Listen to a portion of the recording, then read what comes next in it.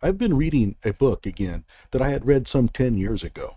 I came across a quote that I thought could quiz your knowledge of history. Let's see how you do. Hello out there. I am trying to get through.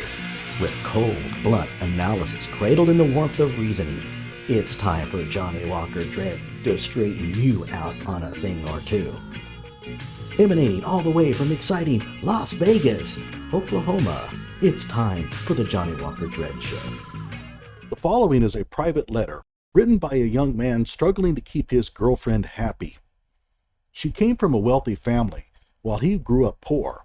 Her parents constantly begged her to break up with him, as they saw him as a penniless revolutionary.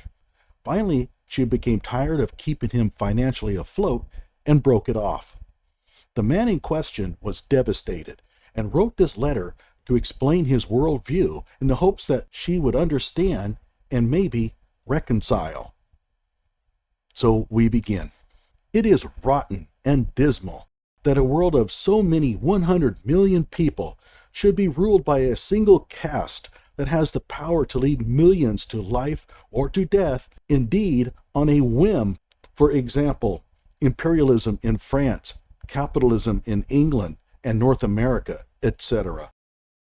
This caste has spun its web over the entire earth. Capitalism recognizes no national boundaries. Capitalism has learned nothing from recent events and wants to learn nothing because it places its own interests ahead of those of the other millions. Can you blame those millions for standing up for their own interests and only for those interests? Can one blame them for striving to forge an international community whose purpose is to struggle against corrupt capitalism? Can one condemn a large segment of the educated, angry youth for protesting against education being made a commodity inaccessible to those with the greatest ability? Is it not an abomination that people with the most brilliant intellectual gifts should sink into poverty and disintegrate while others dissipate, squander, and waste the money that could help them? You say the old property class also worked hard for what it has granted. That may be true in many cases, but do you also know about the conditions under which workers were living during the period when capitalism earned its fortune? The letter did not work.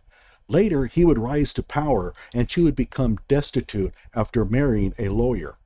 He actually met her husband and some of his friends, which repelled him. He wrote that they were too bourgeois for his liking, and he wrote in his diary that his ex-girlfriend was bourgeois as well and beyond help.